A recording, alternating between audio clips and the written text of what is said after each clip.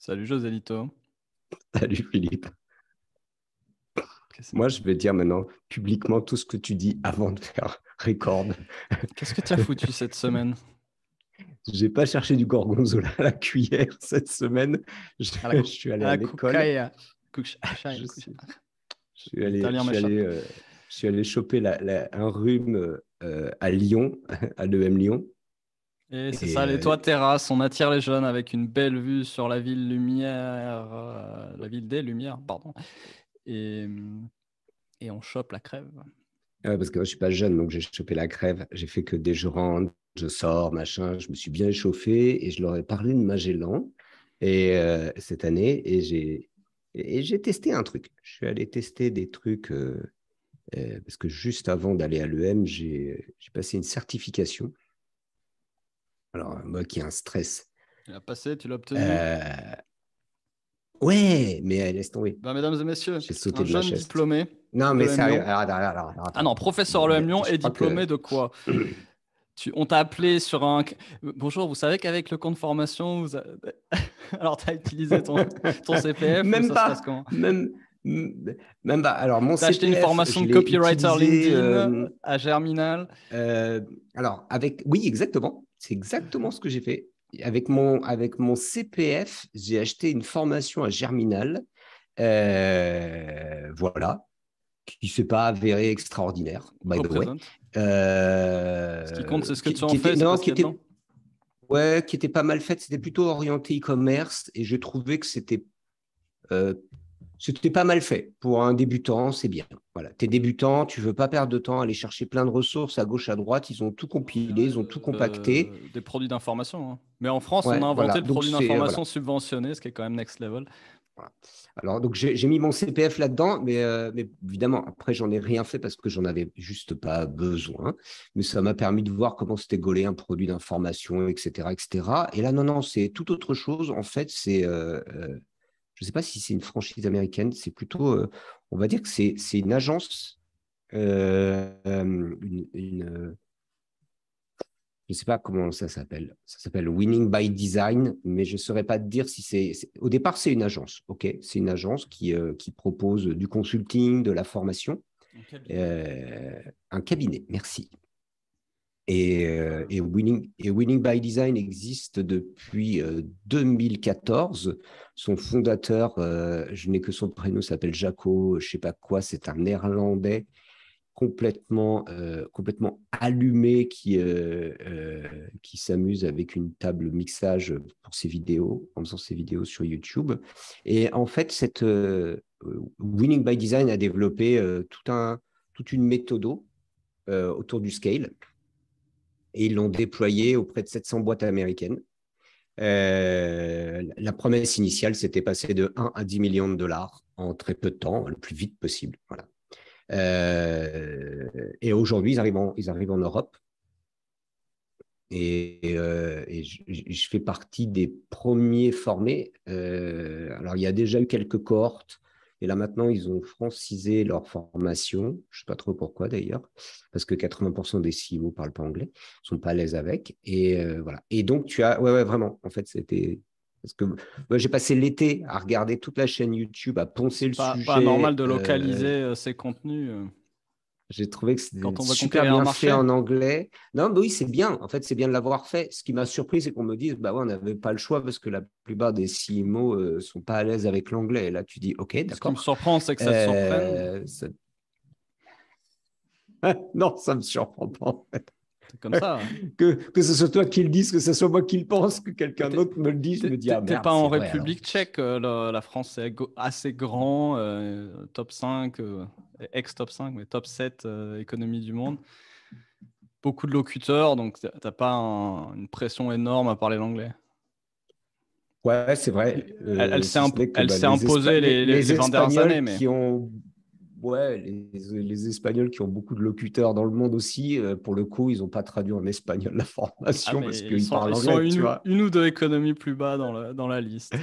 Ouais, bon. Donc, en tout cas, j'ai fait ça. J'ai passé mon été là-dessus. Et c'est vrai que pour le funny fact, c'est que je me suis retrouvé en me disant, alors, par contre, après, la certification, c'est un QCM. Tu dis, un, c'est en anglais. Donc, s'il y a des petits pièges, une petite subtilité, je risque de me bâcher. Deux, il y a pas mal de formules mathématiques. Et Et ça, autant c'est j'ai ton point fort. très, très progressé, énormément progressé en anglais, autant en Allez, mathématiques, règle, toujours règle de pas. 3 au pied levé maintenant. Donc, je m'étais dit, OK, option 1, je le passe tout seul. Si j'ai et en fait, je m'étais dit, non, il faut plus de 75%. C'est comme beaucoup de certifs, tu vois, c'est le truc. Si tu as plus de 75%, c'est bon, tu as l'assertif. Je me suis dit, bon, tu as 2 essais. Premier essai, tu ne vas pas y arriver. Deuxième essai, soit tu demandes à Morgane à côté de toi et elle sort la calculette ou le tableur Excel. Option 2, tu trouves quelqu'un dans l'accord, tu le payes et il te le passe. Mais on s'en fout. Et j'ai Ça, fait c'est ça pas un bien. samedi matin à l'arrache. Et d'un seul coup, quand j'ai Ne appuyé dis sur le pas, j'ai bouton fait Go, ça juste après avoir décrit la fraude. On dirait pardon, que tu as pris cette j'ai tout option. fait bien, tout seul. Et Morgane m'a dit, bon, on y va là, on va au resto. Et j'ai dit, attends, je réponds aux dernières questions et tant pis, je m'en fous. Et là, quand j'ai vu apparaître 86%, j'ai dit, yes, j'étais super content. Voilà. Au Donc, passage, je suis Shantisha a eu son code de la route, elle a eu 100% en Bulgarie, top en Bulgarie. mais pas en bulgare. Ils conduisent bien en Bulgarie? Non. Non, d'accord. Shantisha, quand tu vas venir en France, ça va être fun. Ah bah là, c'est bon, Donc elle est voilà, formée et ce à la bulgare et à truc-là, la grecque. Allez, à la ce bulgare, truc-là, donc elle oui, craint hein, rien en alors ce France. truc-là de Winning by Design, je l'ai testé et je l'ai présenté aux étudiants de l'EM Lyon. Ils sont dans un master qui est transformation digitale. Et cette année, je me suis dit, OK, qu'est-ce que je vais pouvoir faire de funny? Tu te transformes en doigt palmé. Euh, Cette année, je me suis dit, tiens, c'est marrant, je vais m'amuser autour de Magellan, On n'a pas puisqu'on déjà a fait un fêté les, épisode là-dessus? on avait fêté les 500 ans du retour de la Victoria de Magellan. Et je me suis dit, ah ben, je vais partir sur le délire de Magellan et puis on verra où ça nous mène. Ça leur a bien plu, ils ont appris des trucs. Donc je me dis, allez, c'est l'occasion d'en parler ici, voir un peu survoler un peu ce que dit Winning by Design et jouer un peu avec leur concept, leur vision du monde et voir ce qu'on peut faire derrière. Sachant que je suis en train de travailler sur une conférence autour de ça euh, pour décodir. Conférence. Où ça, à Montpellier? Non, non, pour partout, pour les comités de direction qui ont envie de se secouer un peu la pulpe. Ah d'accord, donc Moi, j'ai trouvé, mais je intra-entreprise. vais te le montrer. Ouais, je vais te le montrer parce Non que mais tu vas voir explique-moi la conférence. Ça sera pour des Alors, entreprises? ouais, c'est Enfin, plutôt pour c'est des genre entreprises. plusieurs entreprises à la fois ou c'est au sein d'une En fait, entreprise d'un codir? alors, pour moi, ce que raconte Winning by Design, en fait, je suis un peu Monsieur Jourdain parce que sur les 20 dernières années, je me dis, tiens, c'est marrant, je l'ai fait, mais je ne savais pas que ça se faisait comme ça. Mais parce que il y a plus de 15 ans, les SaaS, ce n'était pas dans l'air du temps. Donc, tu vois, 15 ans se sont passés, 20 ans. Donc, maintenant, on commence à avoir des modèles, on commence à avoir des feedbacks, on commence à Au passage, structurer les tu as une SaaS. expérience SaaS, toi, Oui, mais c'est il y a pour 15 ça, ans. j'ai fait. Ouais, ouais, ouais, il y a 15 ans. Donc, en fait, quand j'ai monté Teambox, j'ai tout fait à l'arrache, j'ai tout fait de façon intuitive. Et quand j'ai vu effectivement ce que présentait Winning by Design, je me suis dit, ah ouais, mais c'est ça en fait, d'accord, ok. Ah, quand tu le fais à l'endroit, ça donne ça. Ouais, forcément. Et c'était très intéressant de matcher les deux et de se dire, ok, aujourd'hui, quand tu lances un SaaS, euh, tu peux toujours bricoler, hein, tu as le droit. Hein. Mais franchement, il y a de la méthode, alors, eux, ils parlent d'approche scientifique, mais il y a du process, il y a des choses qui se font. J'ai bien entendu. Ouais, ouais, ouais, bien sûr. Mais oui, tu vas voir. Tu vas voir. Donc, C'est voilà. bien traduit en français pour le coup.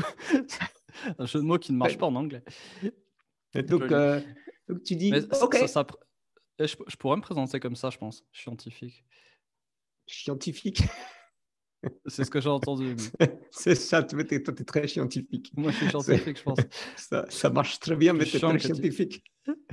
Je ne sais pas si tu es plus scientifique, Autant. mais tu vas voir. En tout cas, Ok, alors l'approche je Winning suis by curieux parce Design que pour toi est parfaitement naturelle. tu m'en parles depuis Ouais, 2-3 mois peut-être. Et donc, mais je ça prend ne beaucoup pas de tricher. temps.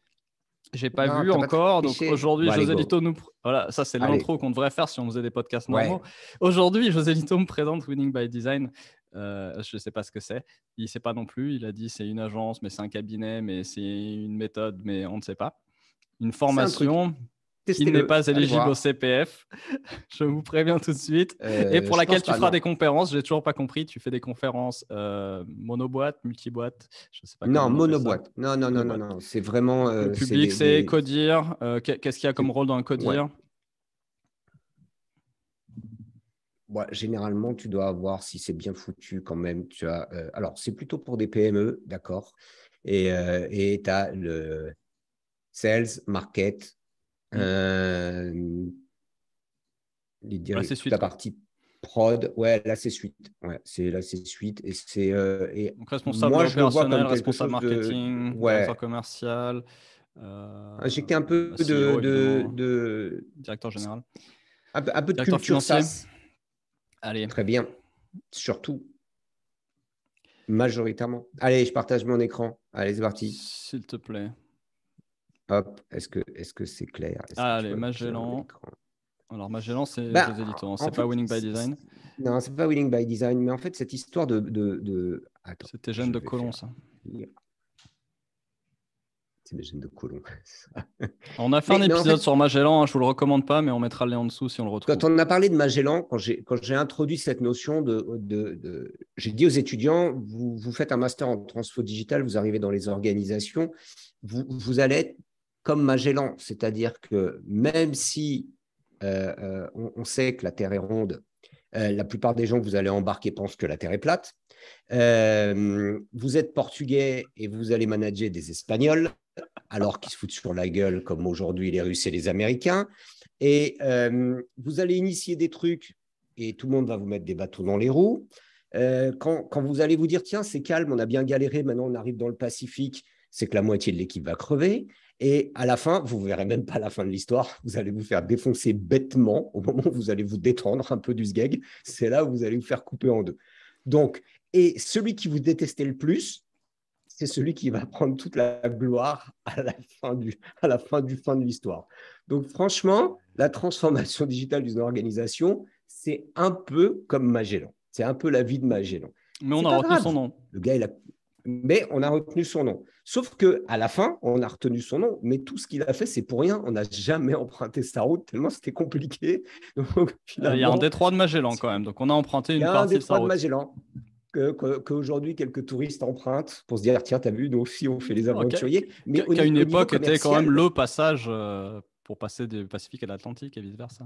mais personne n'a emprunté, tout le monde est mort, ça c'est Non, toujours non, mais mal fini, le donc détroit de Magellan était le passage safe pendant oui, 300 ans oui. entre l'Atlantique et le Pacifique. Donc il a quand même trouvé Hmm. cette route-là. Mais tout le monde s'est dit, viens, on passe de l'autre côté, c'est quand même vachement plus simple. Et en fait, le seul qui lui a rendu un hommage appuyé, c'est Francis Drake qui lui disait, la personne viendra me chercher, je peux aller attaquer tous les bateaux, je suis bien planqué. Donc voilà, c'est bien pour les pirates. OK. Et si je vais un petit peu plus loin, je me dis quand même, le mec là, le Magellan, c'est un peu comme un entrepreneur qui lance un SaaS aujourd'hui. C'est-à-dire qu'il a fait cette partie un peu MVP. Il est super motivé, il est sûr de lui, il est hyper convaincu, mais en vrai, il n'a pas de plan. En vrai, il a 3 outils, 4 bricoles, 5 rafios qu'il a rafistolés, mais on sait ce que ça vaut à la base, c'était quand même pas des Ferrari. Et, et, et quand moi j'ai lancé Teambox, donc c'est long time ago, mais quand j'ai lancé Teambox, j'avais juste mais aucune idée de ce que j'allais faire. Je savais même pas, en 2009, ça s'appelait pas un SaaS, en tout cas pas en France, pas à Montpellier, et pas pour quelqu'un qui parlait pas un traître mot d'anglais. C'est-à-dire que à cette époque-là, quand je voyageais à l'étranger, j'allais manger chez McDo parce qu'il y avait des images, quoi. Mais ou à Istanbul parce que je pouvais dire je veux ça, ça, ça. Mais si j'allais dans un pays où il n'y a pas d'image, je mangeais pas. Donc, je ne parlais pas anglais. Tu vois, c'est My Taylor is Rich et puis ça Homer. s'arrêtait bien là.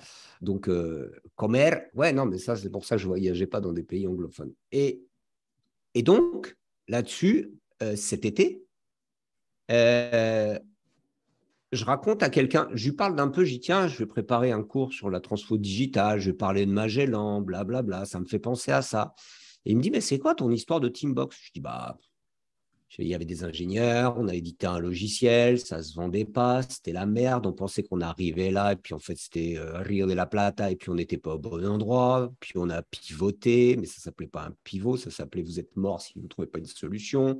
Il y a eu des mutineries, on s'est foutu sur la gueule, et puis finalement, voilà. Et maintenant, ils ont un peu de thunes chez Teambox, et moi, je n'ai pas pris de part financière au truc, je suis comme un con. Mais ce n'est pas grave, j'ai appris plein de trucs. Anyway, je me Ça, suis c'est bien ton côté amusé. Magellan. Ça, c'est mon côté Magellan, mais je voulais la gloire, je voulais pas le bonheur. Donc Tu peux bon, avoir la gloire et les parts, hein. Enfin, c'est pas interdit. bah, c'était il y a longtemps. Avant Et le coaching. quelqu'un me Mesdames, dit, messieurs, prenez le oh mais coaching José avant Lito, l'exit. tu devrais regarder Winning by Design. Et je leur dis, oh les gars, ça me fait marrer, on dirait que j'ai vu une pub sur Instagram de ce bordel, je sais pas quoi. Et en fait, là, il y a eu un truc, c'est que quelqu'un m'a dit ça, d'avoir Winning by Design, et le lendemain, je vais déjeuner avec l'ancien CMO de Open Classroom qui est arrivé à Montpellier. On tape la discute, je lui explique un peu ma vision du monde, ce que j'ai fait chez Teambox, ce qu'on fait chez Poppy Gico. Et le lendemain, il me dit, oh, mais José Lito, il faut que tu parles à Aurélien Tardieu, Winning by Design. Je me dis, ouais, c'est bon, les Pas gars. vrai. Là, tu connais Brice? Bah non, je ne connais pas Brice. OK. 2 jours Tu après, connais je pas commence à Brice. regarder, mais véridique, hein, je regarde sur YouTube. 2 jours après, je discute avec Isabelle qui me dit ah, mais au fait, j'ai pensé à toi parce qu'il y a eu un événement sur le B2B à Montpellier. Est-ce que tu connais Maxence Winning by Design? Je dis ouais, stop. Ouais, c'est bon. Allô? J'ai appelé Winning by Design. Je dis bon, les gars, ça me tombe dessus de tous les côtés. Ils m'ont dit bah, Quand l'univers insiste. je dis ouais, c'est Alors, bon, quand c'est on parle de combien? touchpoints, tu vois, alors d'habitude on dit qu'il faut 7 à 10 touchpoints. Là, c'était un peu moins, mais c'est quand même très fort. Là, je dis ok, les gars, vous avez gagné. Et encore, alors, Winning by Design, je vous le fais à ma sauce, hein. C'est vraiment à la sauce José Lito, mais grosso modo, De toute façon, on va ce qui couper, m'a hein, marqué ouais. chez eux? Le On podcast coupera commence peut-être. maintenant. En gros, Winning by Design dit comment ça se passe dans les boîtes. Généralement, c'est un peu comme le schéma qu'on voit là. On empile tout un tas de trucs. Chacun arrive, chacun met ses petits bouts. Et ce qui m'a fait rigoler là-dedans, c'est la culture de l'entreprise s'appuie sur des individus. Et évidemment, tu embauches des rockstars. Quand ça marche, tant mieux. Quand ça marche pas, tu les vires. Et quand tu regardes ce schéma, ce qui est très drôle, alors là, on ne voit pas ma souris, c'est les deux étaient sur les côtés avec marqué consultant. Ouais, je les vois. Ah oui, Okay. oui, oui. Je J'avais me pas suis dit, tilté. OK, c'est C'est comme eux qui ont ça que fait ce ça dessin ou c'est tient. toi? Euh, Oui, non, Oh là c'est eux, là, hein. ah, c'est Tout est eux, winning ok. by design. C'est Tu open sais quoi, source, les gars, hein. je D'accord. pensais que Et j'étais guéri du mal des transports depuis le parapente, mais là, ce schéma m'a réveillé une sorte de nausée de mouvement comme ça. Voilà. Tu te dis, mais les boîtes SaaS aujourd'hui, c'est à peu près ça. Il y en a de partout, ça s'empile. Et qui fait que ça tient, c'est les consultants. Et évidemment, ce qu'on a vécu clairement, c'est on remplace les VP, d'accord? Chacun vient avec sa nouvelle méthodologie. Ah, mais on va pas faire Medic, on va faire Sales Consulting, on va pas faire machin, on va faire Ops, on va pas faire Inbound, on va faire ABM, puisque mon prédécesseur a fait Inbound que ça marche pas, moi je vais faire autre chose. Et puis, on J'en ai embauche en des ce moment VP. qui est pas tout à fait ça encore. Et alors là, bon, bah, il remplace Google Ads par LinkedIn parce que, bah voilà, c'est même pas VP, mais bon, c'est même pas besoin d'être VP pour Voilà. changer un truc, tu vois. Mais Évidemment, il faut tu toujours connais changer un truc. l'histoire. Quand on enlève au bout d'un temps, même les consultants foutent le camp et tout se casse la gueule. Et voilà. Ça, c'est SaaS Methodology aujourd'hui, en 2022. Soyons honnêtes. Allez, si on était aujourd'hui, tout le monde lève la main en fait en disant ouais, chez moi, c'est ça. Et ce qui est marrant, c'est que de l'autre côté, bon, moi qui traîne trop longtemps, trop souvent sur LinkedIn, tu as tout un tas d'experts de la grosse, du scale-up. Ça scale tout le temps. Tout le monde Bon, scale dans c'est tous les toujours sens. pas un nom. Définitivement pas. Et donc, ça scale. Et là, tu te dis, mais comment ça scale avec un tel bordel? Et si on mettait un peu d'approche scientifique, un peu de méthode, etc., etc., ici, ça ne sert à rien que je dise que le succès est un process, pas un événement, mais c'est un peu le sous-jacent de chez Winning by Design, c'est non, mais les gars, il faut arrêter. Il y a une approche scientifique du sujet. Aujourd'hui, il y a des méthodologies. Ça fait trop longtemps qu'on fait ça et qu'on fait ça à haut niveau. Il y a bien des boîtes qui scale et certaines boîtes passent de 1 à 100 millions en 5 ans. Il y a des boîtes qui font double, double, triple, triple. Il y a des 10x. Il y a des boîtes exceptionnelles qui sont en hyper croissance. Comment elles font ça? Est-ce qu'elles font ça avec ça? Peut-être au début, peut-être un temps, mais non, ça ne peut pas donner de l'hypercroissance, ça ne peut pas fonctionner. On n'arrive pas à faire ça. Et donc, notre ami Jaco a commencé à dire, OK, mais dès 2014, en fait, il s'est dit, OK, lui est un scientifique à la base, il s'est dit, ouais, si je prends ma culture de scientifique et que je l'applique au SaaS, qu'est-ce que ça peut donner, en fait? Est-ce qu'il y a des principes premiers? Est-ce qu'il y a des machins? Et il a commencé à tirer le fil. Je ne vais pas trop rentrer… Scientifique de quoi? Dans quelle branche? Quel domaine? Alors, Quel si champ? j'ai bien compris, il était dans l'agronomie, en fait. Il était dans les sciences de la nature et des choses comme Alors, ça. pour des Donc, c'était pas startups, c'est parfait. forcément… Pour les jeunes pousses. Et la petite histoire dirait qu'il était en train d'aider sa frangine dans un complexe agricole ou je sais pas quoi, un truc traditionnel familial, quoi. Mais, et que le gars a basculé tranquille du côté des SaaS. Ça, c'est le truc que j'ai trouvé très, très intéressant là-dessus, c'est que cette notion de modèle, il explique, ça, je donne ce qui a marqué mon attention de dire, mais regarde, le truc, c'est que si tu prends le corps humain, que tu prends ça, plus ça, plus ça, tu as une partie de la vérité, de la réalité en vrai. Et ce qui commence à être intéressant, c'est quand tu mets tous les modèles ensemble et d'avoir cette notion de les sortir et de les mettre ensemble. Et je me dis, ah ouais, d'accord, ça c'est bien. Combining model increases accuracy of system. Je me dis, ah ouais, ça me parle, c'est pas déconnant. J'ai l'impression qu'avec Popigico, on a cherché un peu des layers comme ça, de faire des choses, essayer de structurer avec GDD, avec tout un tas de choses. Et puis, quand tu regardes les modèles du SaaS, ce que nous, on nous a raconté, ce qu'on a pu voir, c'est généralement ces trucs-là. Des funnels.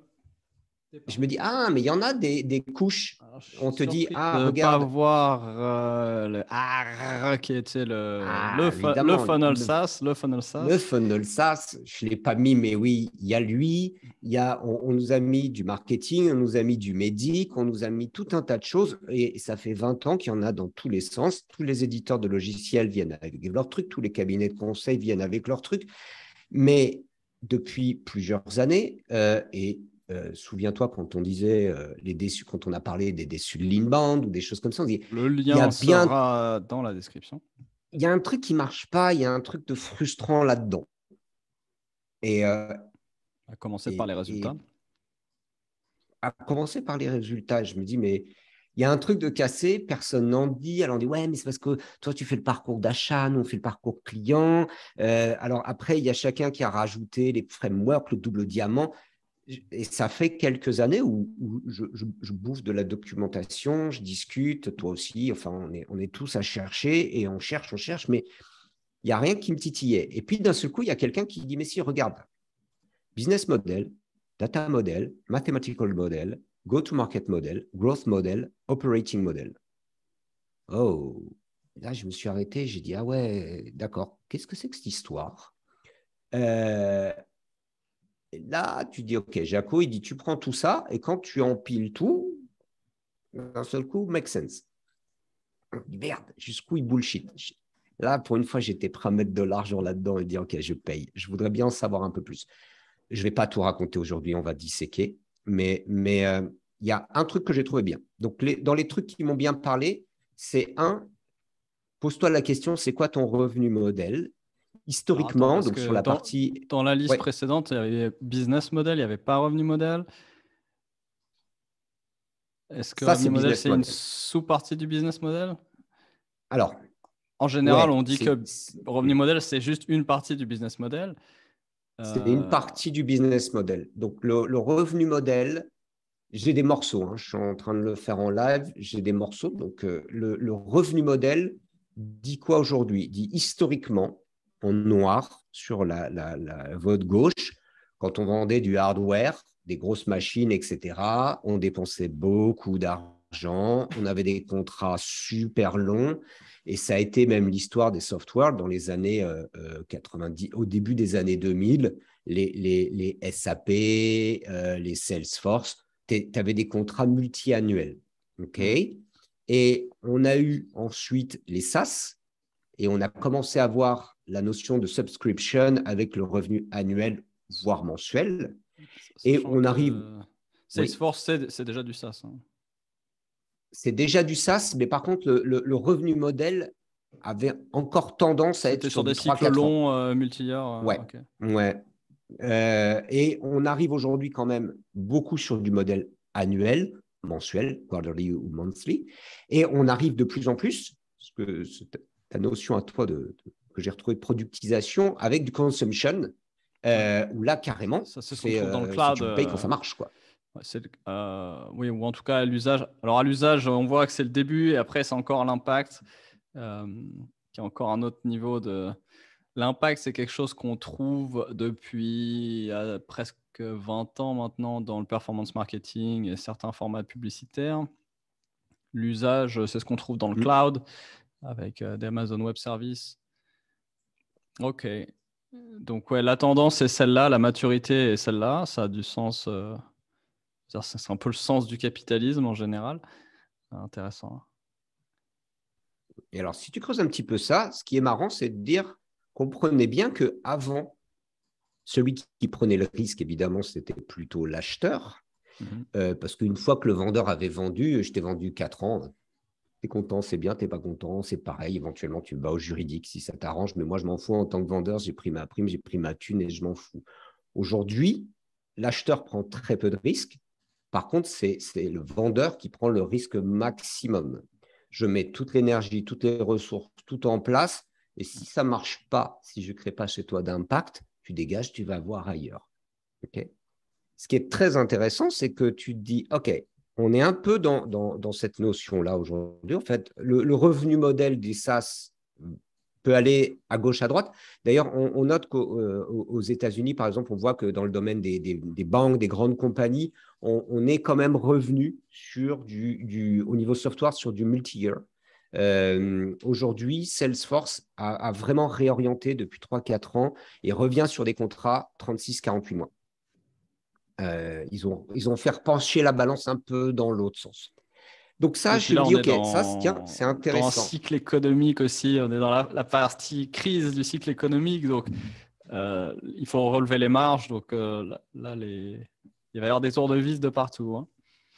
Oui. Il y a déjà eu, ça a fait vite. D'ailleurs, tu as vu les résultats de Netflix qui a non, déjà… j'ai pas vu. Ça, ils ont dressé la barre et résultat positif, très positif. Tu vois, ça fait vite. Hein. Comme nous disait Rafi, qui est venu 2 fois ici, les Américains, ils savent gérer. Ouais, hein, impressionnant. Donc ça, moi, j'ai trouvé vraiment intéressant parce qu'aujourd'hui, ça me permet de dire, mais en fait, c'est quoi ton modèle de revenu? T'es où? Tu vends des contrats à 36 mois, tu vends des trucs à l'usage, tu vends au mois, tu vends à la minute, tu vends la seconde. Qu'est-ce que tu fais? Et quand tu commences à poser la question, ça a le mérite d'être simple, ça a le mérite d'être clair. Et ce qui est intéressant, c'est que moi, ça me semble évident, mais je me suis rendu compte qu'en posant la question, qui prend le risque n'est pas toujours quelque chose de si évident que ça. On le trouve aussi dans des approches très classiques, très petit entrepreneur, produit d'information, etc. On parle beaucoup de garantie, c'est-à-dire risk reversal, annulation du risque. Mais… Parce que c'est toute transaction. Si tu reviens au principe premier d'une transaction, la question c'est quel risque je prends dans cette transaction, tout simplement. Et donc, exactement ça. Le management de ce risque, c'est vraiment une question de levier. Qui a le pouvoir, et qui a le pouvoir dépend du cycle économique, dépend de l'activité, dépend de la concurrence, ça dépend de plein de choses.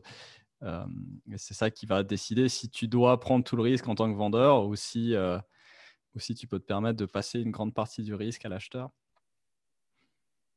Ça a donné des réflexions quand on a travaillé pendant la formation de « Ouais, est-ce que je dois faire du discount ?» Et la réponse est tu es sur du monthly, tu prends déjà un risque énorme et en plus, tu veux faire du discount. Non, ce n'est pas une bonne idée, tu ne peux pas faire tout à la fois. Ce n'est pas une question de bonne idée, c'est de quoi c'est le symptôme.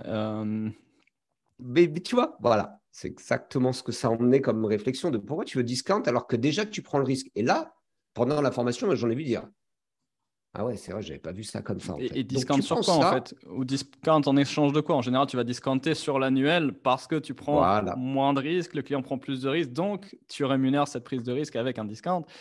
Euh, C'est ça que t'emmènes en fait. C'est intéressant de dire que ça a l'air tout bête comme toujours, hein, mais en fait c'est ok. On peut avoir une discussion de dire ok, tu discountes pourquoi? Et tu le vois et après, tu dans peux. la plupart des SaaS. Sur quoi tu C'est discountes aussi? Est-ce que tu discountes sur un prix artificiellement gonflé, comme je sais pas, oui. les hôpitaux américains au hasard? Euh, ou est-ce que tu discountes sur un prix qui était déjà ric-rac? Donc, ça peut être purement psychologique. Tu as des cibles qui n'achètent que en discount. Bon, bah, dans ce cas, tu montes ton prix, tu mets le discount, tout le monde est content. Mais bon, ça, c'est Alors, thématique de pricing. OK. si Revenu je vais un peu modèle, plus c'est loin, ce qui est marrant, c'est que voilà, revenu modèle, on a pricing, mais pas et là, que.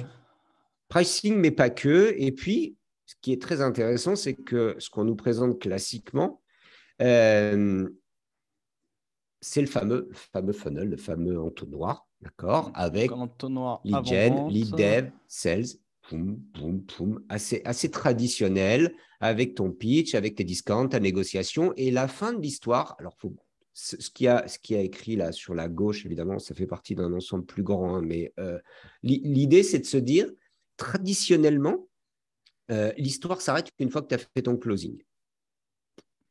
Tu t'es Traditionnellement, défoncé à c'est-à-dire mort. avant le SaaS. Avant le Le, SaaS. Ouais, avant ça, c'était. Quand on était sur la partie en noir et la partie à gauche, c'était très sales. La culture était très sales parce que c'est dire, OK, je fais des efforts à fond, j'y vais, je fais des salons, je fais tout ce qu'il faut, mais une fois que la Appel personne, d'offres. elle a signé pour 4 ans, appel d'offres, c'est fini. Après, tu sais quoi, je m'en lave les mains. Donc, mon job à moi, c'est de travailler ce funnel. Remplis-moi le pipe.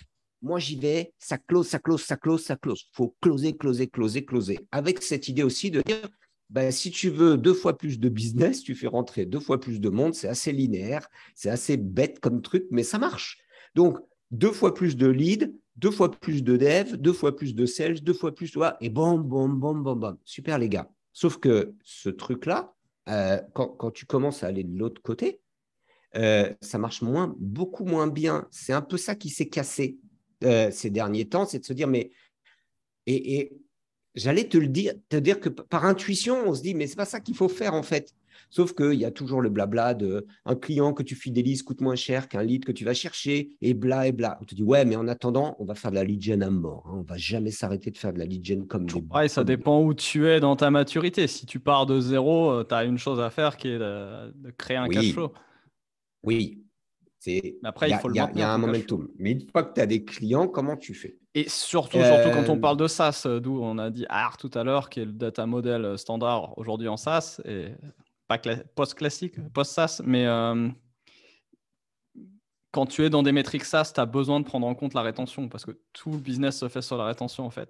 Mais je suis sûr que c'est ce que tu vas me montrer juste après. bien sûr, c'est ce que je vais te montrer. Donc, on se dit, bon, maintenant, si on prend ce funnel, cet entonnoir, et qu'on le met comme ça, tu le prends, tu lui mets à 90 degrés. Le flipper complètement. Flip de funnel total, d'accord. Mais on dit, allez, tu le tournes à 90 et regarde ça. Et là, j'ai tilté, je me suis dit, mais quand tu flippes ce funnel, qu'est-ce que tu as? Attract, convert, close. Ça prend 3 cases. Et Delight, cette partie customer et promoteur, ne prend qu'une case. Et je me souviens parfaitement qu'en 2015, quand l'Inbound est arrivé en France, tout le monde était focus, mais je l'ai fait, hein. On présentait le truc et on disait, ouais, Delight, non, mais ça, c'est pas grave, c'est après. On voit ça après. Vraiment après. D'abord, il faut produire du contenu, promouvoir le contenu, et on était vraiment sur strangers, visitors, leads. Et après, bah oui, mais customer, on s'en fout. Après. Mais vraiment, C'est comme pas ça, on nous. n'en parlait pas. Ouais. Les agences n'en parlaient pas. Personne n'en parlait. Handover, tu sais. Delight, plus loin. Ouais, voilà. Sauf que là, si tu prends ton funnel et que tu pars du principe que tout ce qui est la partie vente, awareness, education, selection, c'est de l'impact potentiel. C'est comme le café. Le café est une promesse, m'a rappelé mon pote il n'y a pas longtemps.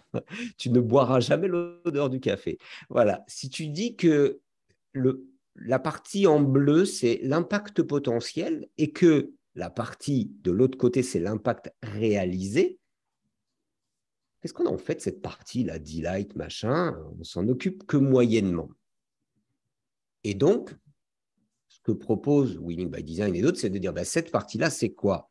C'est toute la partie qui commence, en tout cas en France, on commence à avoir de la maturité sur le customer success avec l'onboarding, l'impact et l'utilisation, et évidemment renouveler. Et là, tu commences à créer de la lifetime value. J'en profite pour renvoyer vers le lien qu'on va mettre juste en dessous. On a fait un journey map il n'y a pas si longtemps en live. Et puis, on a travaillé, il me semble, sur la partie après-vente, le customer success, etc. Donc, chez Winning by Design, ils te disent, si vous voulez faire du revenu mensuel, il faut faire de l'impact mensuel. Le recurring revenu fonctionne avec le recurring impact. Donc, tu ne peux pas commencer à te dire, ouais, je le rappelle dans un an, quand il aura bouclé sa licence, parce qu'il va te jeter. C'est ce qu'on fait avec Tempo. Toute ta partie en bleu sales, ton CAC, il est énorme versus, et tu commences à te dire, tu ne peux pas scale si tu n'as pas cette partie-là de recurring revenu, en fait. Ça va être compliqué, ça ne va pas fonctionner. Et là, tu commences à avoir non plus un entonnoir, mais ce qu'ils appellent un bow tie, un nœud papillon, je ne sais pas si je le dis bien en anglais. Nœud papillon. Et là, tu as awareness, education, selection, commit, onboard, achieve impact, growth. Et tu as l'impact potentiel et l'impact réalisé. Et sur l'impact réalisé, cette partie en rose, cross the loop. Et là, tu commences à faire des boucles de rétroaction. Et tu vas voir que là, ton modèle, il va changer d'allure. Ça reprend après quelque chose qu'on connaît bien, qui est de dire, tu as les courbes comme ça. OK. Ça, c'est beaucoup de sales. Et puis, tu as les courbes comme ça. Et ça, c'est là, tu vas aller chercher du scale. Un effet composé. Alors, oui, bien mais sûr. vous n'utilisez pas R, c'est surprenant pour le coup de ne pas utiliser, parce que là, on était sur data model. Vous n'utilisez pas trop les métriques de churn, de rétention, etc. Ou ils veulent juste faire un peu zoom arrière et donner quelque chose de plus générique. C'est plus générique, mais bien sûr, elles sont utilisées. Hein. Ça reste au demeurant. Alors, c'est un peu la chez vue Winning by Design, hélicoptère. Ils n'ont rien inventé. Ils ont vraiment, ils ont récupéré plein de bonnes choses. Ce qui est intéressant, c'est qu'ils l'ont mis en forme et l'histoire porte, en fait. Ils ont un peu, c'est toujours la difficulté quand tu te prends plein d'infos dans tous les sens, c'est dans quel sens je dois lire l'histoire, dans quel sens je dois la raconter.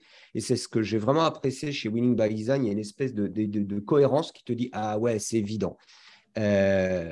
Donc là, évidemment… J'ai bien aimé la présentation du début avec les modèles sur le corps humain, c'est-à-dire, moi, j'interprète ça tout de suite comme, OK, en vrai, on n'est pas capable de faire un modèle 100% intégré, 100% cohérent, mais on peut avoir une collection de modèles qui marchent quand même franchement bien chacun, qu'on peut combiner d'une façon un petit peu manuelle et qui va tout le temps varier finalement. Mais le fait de les avoir, d'avoir cette collection, de connaître cette collection et de l'interfacer du mieux qu'on peut, ça donne déjà un beau progrès. Même si faire un modèle total intégré, ce qui était un peu mon fantasme depuis toujours, j'ai envie de dire, c'est pas vraiment à notre portée aujourd'hui. C'est trop compliqué. Alors, quoi.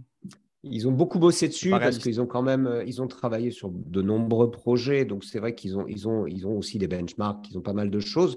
Et là, en fait, on te dit, OK, si tu as ça en tête, cette notion de revenu modèle plus un data model, je vais venir un peu plus loin là-dessus, tu peux commencer à jouer en te disant, OK, si tu vas plus sur l'impact, tu vas valoriser, tu vas donner du poids à ton customer success, etc., etc. En fonction de ton modèle, alors là, si tu es dans un truc annuel, tu es équilibré. Maintenant, si tu es sur du hardware ou des choses comme ça, surinvestis pas non plus le customer success. Et en fonction de ton revenu modèle, tu vas équilibrer ton sales, tes customer success. D'un côté ou de l'autre. Ouais, tu vas commencer à dire, OK, qu'est-ce que je veux faire et comment je vais pondérer mes équipes, mes ressources, etc., etc. Et là, tu commences à avoir cette couche de layer en disant, ah ouais, si tu prends ça plus ça et que tu combines, là, tu dis, ah, je commence à avoir une sensation de levier, un peu moins Magellan quelque part. Donc, la palisse, mais avec des bons modèles mentaux pour faire le consultant sur la palisse, qui est, si tu as du long terme, fais de l'avant-vente, si tu as du court terme, fais de la pré-vente. Ouais, exactement, Philippe, exactement.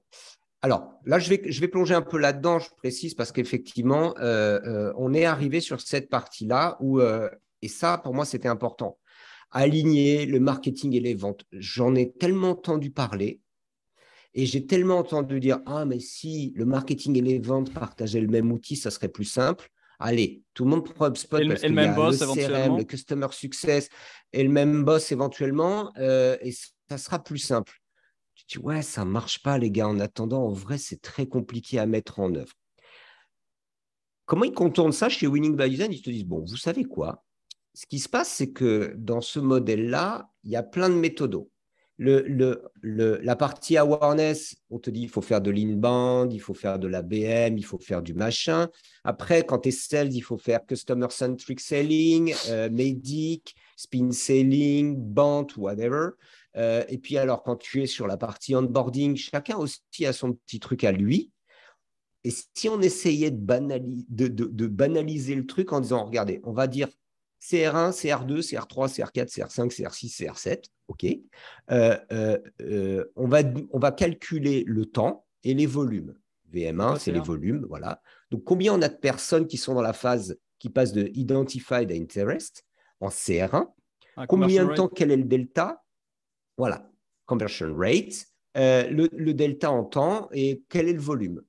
OK. Et si on dit à tout le monde que de là à là, tu fais ce que tu veux, toi, dans ton monde, en tant que marketeur, mais quand on se retrouve tous ensemble, on appelle tout ça CR1, Conversion Rate 1. Qu'est-ce que vous en pensez, les gars? OK. Et là, tu as tout ton Customer Journey. Hein, donc, toi, ça ne t'apprend rien du tout. Mais voilà, Identified, Interested, Engage, Committed Deals, Activate Deals, First Impact, Recurring Impact et Growth. Allez, on va passer à la suite. Alors, c'est vrai qu'on a des modélisations d'entonnoir qui sont à télécharger, d'ailleurs, si ça vous intéresse. Mais c'est vrai qu'on s'arrête à la vente parce qu'on essaie surtout de calculer les coûts d'acquisition. Donc là, je vois que vous avez un modèle de données qui va plus loin que ça, ce qui a du sens parce que dans le SaaS, avec ARR, on a premier impact qui est activation, impact récurrent qui va être la rétention et il y a un petit truc qui m'a fait sourire qui quand va on être a fait impact ça. maximum. Ouais. Le CR4 et le CR5, c'est-à-dire que quand moi j'étais au Customer Success en l'an 2000, que ça ne s'appelait pas Customer Success, moi, ma team, on calculait le CR5. Ouais. C'est-à-dire que j'onboardais, je créais le premier impact, je donnais de la satisfaction et je donnais envie de renouveler. Le commercial, lui, il était payé en CR4. On calculait les taux de signature. Sauf que vous nous, mettiez sur la tronche, dans ma team, en fait, ce qui se passait, c'est qu'intuitivement, on disait, attendez, la direction commerciale te disait, ouais, mais tu sais, Mathieu, c'est un killer, quoi. Il vend super vite, il fait du volume, il est à fond de balle, il est overkill, le gars. Et nous, on disait à la direction commerciale, ouais, les gars, mais nous, par contre, on ramasse une quantité de merde incommensurable, des contrats foireux, il y a des coûts liés à ce type de vente, et les mecs ne renouvellent pas. Ce que je propose tout de suite, c'est de faire un tableau croisé ou un graphique segmenté avec le CR5 ventilé par commercial. Voilà. On est d'accord, hein? Et c'est là où tu dis, mais si tu prends CR4 et CR5 et que tu ventiles, tu t'aperçois que tu as peut-être un commercial qui vend un peu moins vite, un peu moins souvent, mais qui a une vente un peu plus qualitative. Et cette vente qualitative fait qu'il va y avoir du recurring impact, de la fidélisation, des ambassadeurs, du repeat. Tout de suite, un aparté outillage, plus vite dit que fait, parce que combien d'entre vous est prêt là tout de suite à me cracher en une demi-journée max les chiffres en question? Qui est outillé pour ça? Pas tout le monde. Si vous faites du SaaS, normalement, c'est faisable. Mais moi, je vois quand même beaucoup de boîtes qui n'est pas vraiment capable de calculer ce genre de choses. Et j'en vois qui ne restent pas capables de calculer ça pendant des années parce que c'est jamais en haut de la pile. Mais voyez l'impact que ça peut avoir. Comme tu dis, entre une courbe linéaire et une courbe exponentielle, il y a ce côté rétroaction et bref. Alors, une fois que tu as fait ça, oui, mais ça, c'est le growth model. Donc, data model et data model derrière, il faut l'outiller. OK, vous ne verrez pas le growth model aujourd'hui, vous êtes prévenus. Vous ne verrez pas le growth model, mais par contre, vous ne verrez pas non plus le mathematical model, mais toi, tu le verras et tu vas kiffer parce que c'est ça, vous n'êtes pas outillé pour, en fait, c'est un vrai sujet. Mais en tout cas, si vous avez ce data model, à partir du moment où vous l'avez, quand il faut commencer à aller chercher la data, etc., vous avez une bonne base pour se dire, maintenant, je sais où je dois placer des sondes dans mon business, je sais ce que je dois calculer. Chez Winning by Design, Et, évidemment, et ils donc, avec proposent toutes les les problématiques audits. d'attribution, je rebondis. Oui, oui, oui, oui, bien sûr. Mais c'est pour ça qu'on commence par un audit et on se dit, OK, elle est où la data? Comment on la met dans l'ordre en fonction de ce modèle-là? Mm. Et c'est aussi pour ça que dans le growth model qu'on verra plus tard, quand ils commencent à donner les ratios aux US du nombre de boîtes qui sont capables de faire 10x, je dis, waouh, c'est normal. Tu comprends mathématiquement que c'est pas tout le monde, c'est pas donné à tout le monde, et c'est tant mieux, hein, c'est comme ça. Mais parce que, moi je répète, hein, intellectuellement, ouais, faut être scientifique en fait. Si tu veux aboutir à quelque chose, faut vraiment être scientifique. Et Au je suis le passage, premier à c'est des débats dire ça m'intéresse pas, hein. qui sont pas assez apaisés, je trouve, dans le monde du business. Et c'est marrant parce que si tu regardes le monde du sport, ça choque personne que les Jeux Olympiques, c'est le 1% ou le 1,5%. C'est pas comme si tout le monde s'attendait à faire les Jeux Olympiques le jour où il se met à un sport, tu vois. Bon, voilà, j'ai fait 75 heures de parapente en 14 mois. Je m'attends pas à voler sur des voiles de compète et je suis en train de regarder le mec qui prépare les X-Alpes pour la 4e fois l'année prochaine, qui a toujours pas gagné. Il a fait 900 à 1000 heures d'entraînement cette année. Bah Bon. ouais, man. Et Bah ça ouais, me ouais. choque pas et ça choque personne. Il y a personne qui dit ça va pas, c'est trop injuste, c'est n'importe quoi, il faut pas s'entraîner autant. Non, tu dis waouh, cool, ils sont forts les mecs. Impressionnant. Non, mais par contre, tu es dans le business et là, tu t'attends. Non, tu as toujours des débats incroyables sur il faut pas travailler autant ou il faut pas essayer de croître aussi vite ou alors c'est l'inverse. Tout le monde devrait croître aussi vite, tout le monde devrait Ouais, en travailler 60 attendant, heures par semaine.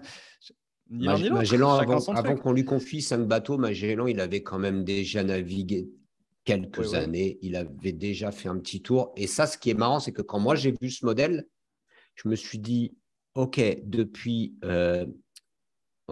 1900, on va dire 95, j'ai fait la vente, j'ai fait l'onboarding, je me suis dit, oh merde, je me suis tapé toute la barre là, tout le modèle, le nœud pape, je l'ai fait du début à la fin, de CR1 à CR7, j'étais impliqué et c'est marrant parce que les gens qui faisaient la formation avec moi ont un niveau d'éducation nettement supérieur au mien, ils sont vraiment brillants, mais par contre, le premier Ils qui l'ont a pas fait. pigé CR4, CR5, c'est moi qui ai levé la main, je dis, oh putain, ça je l'ai vécu, je l'ai pris en pleine gueule les gars.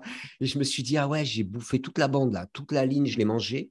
Et je suis content de le voir comme ça en me disant, ouais, ouais, si ça c'est vrai. Alors, j'avance un petit peu, on ne Et verra pas mathématiquement le modèle. pour que tu t'appropries comme ça des lettres et des chiffres, c'est que tu l'as vraiment vécu derrière. Ah oui, ouais, ouais, parce que c'est pas du tout, chez moi, c'est pas naturel, C'est quoi. pas ton truc, non, c'est pas ton Go-to-market comportement model, je vais habituel. en parler. Non, du Yes. tout. Ça m'a bien fait kiffer aussi le go-to-market model. Pourquoi? Parce que ça, c'est aussi une question que je retrouve systématiquement. Tu te dis, OK, j'ai décidé de mon revenu modèle. Je vois un peu, alors oui, quand je suis en début de business, je vais mettre plutôt l'emphase sur les sales. Quand je commence à avoir des clients et à une certaine, que j'ai trouvé mon pricing, que je vais sur du go-to-market, que je commence à vouloir scale, je vais prendre en considération la partie customer success, onboarding. Ça sert à rien de le faire prématurément, évidemment. Et, et la data te permet de savoir, de prendre la température et de savoir quel moment tu te trouves dans la courbe, en fait.